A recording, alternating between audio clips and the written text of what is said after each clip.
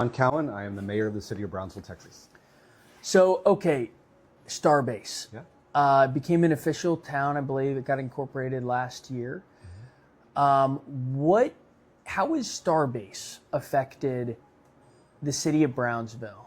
Well, I think the presence of SpaceX has elevated our region from a visibility perspective of a city that was kind of a crossing point for commerce, and there wasn't a lot of really value added in the supply chain of goods and services, right? And so now SpaceX being a premier innovation company for the space industry is now they have their headquarters here. They're rumors they're going to go public in later on this year over $1 trillion valuation, right? So you look at that, what that's going to likely do to Brownsville in the future. Just it's going to continue to open doors for us and push the boundaries of what's possible and provide opportunities for our residents who never had opportunities. And for people like me that grew up here, that all my friends have left Brownsville to go pursue opportunities elsewhere around the country because they didn't have an option of staying here, right? And so you're starting to see that reverse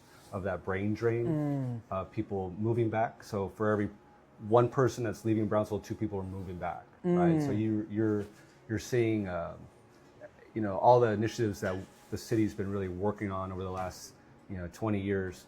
Now all that's really possible and moving in the right direction, right? And so it's just it opens the doors for us. Does Elon Musk ever come to Brownsville?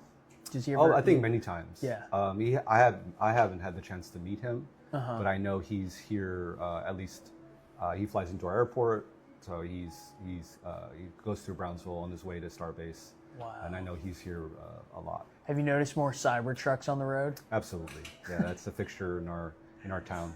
Yeah, there are a lot. So okay, SpaceX is growing. They've established Starbase.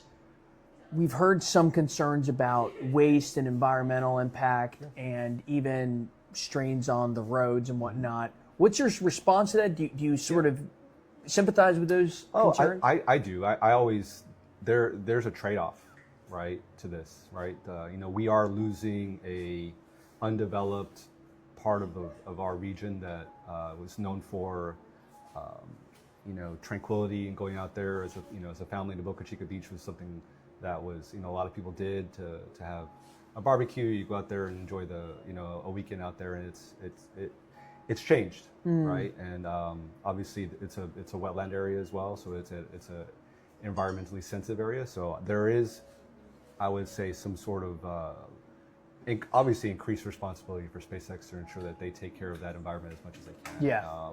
And they're mitigating their impact. So like, whenever you take over a wetland, you have to replace it ×2, right? And so the net impact should be beneficial, right? You create more environmentally protected areas overall. So I think that's what's being done, and they've been very good community partners to Brownsville, supporting a lot of our initiatives, our nonprofits. They've always helped downtown through the Musk Foundation. And these things are. They have? I didn't know absolutely. that. Yeah. Yeah. No, Musk Foundation committed to $10 million towards improving our downtown, helping provide grants to through our local EDC organization, the Brownsville Community Improvement Corporation. So, for example, I think this building was awarded a grant to help restore the facade, right? And there's a lot of improvements, obviously, with historic buildings that are expensive and take time, and it's been a catalyst to our downtown revitalization. They replaced all our street lamps outside. That's all through their funding.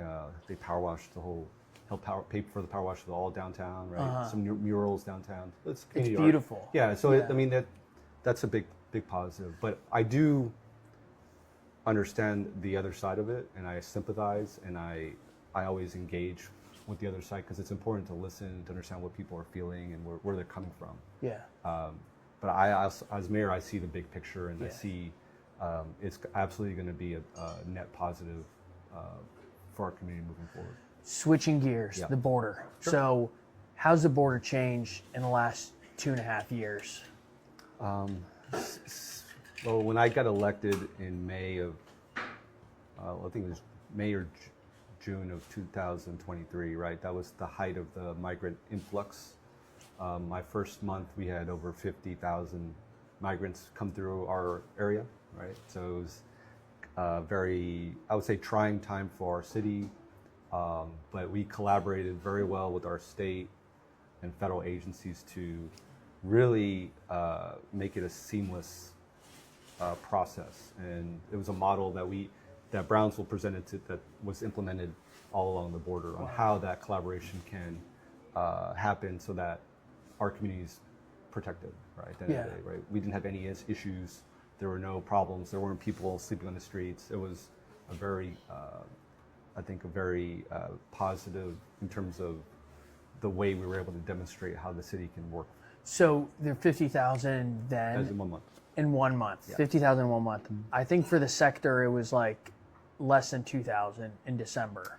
Oh, I think that was probably a high number. Yeah, no, the numbers have really dropped off dramatically. You know, and I think it shows to the political environment what's happening here. And you know, I think obviously people, if you're going to claim asylum, they have to remain in Mexico, right? And so I think that's changed the way migration is happening. Is that new?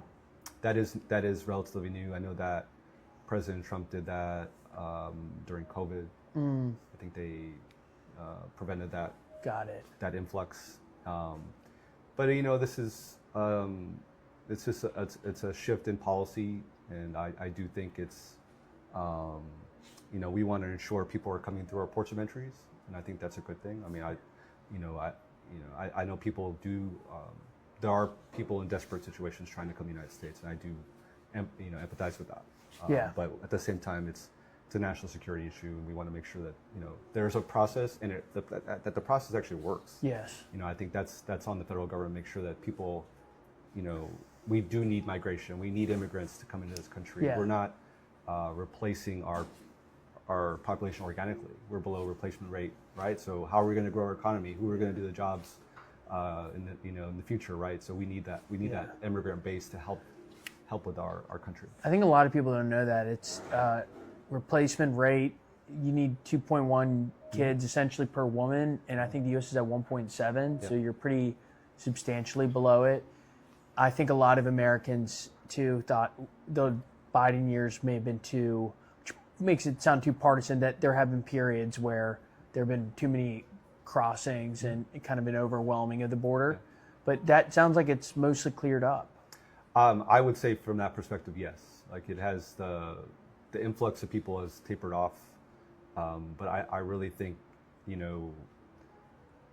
there needs to be a more rational discussion about immigration in our country, and we need to be open and honest about, hey, how are we going to keep our economy going while protecting the national security of our country, right? And there's this balance, and there should be. We're very fortunate that people want to come to the United States. A lot of talented, hardworking people want to come to the United States that could add to our economy, that aren't going to take our jobs, right? And it has been, I think, a source of strength for our country and our history, right? And we need to view that going forward. All right, last two questions. One's actually not about your city; it's about Matamoros. Yep. How's Matamoros doing? Well, I think it's. I think they're pretty stable.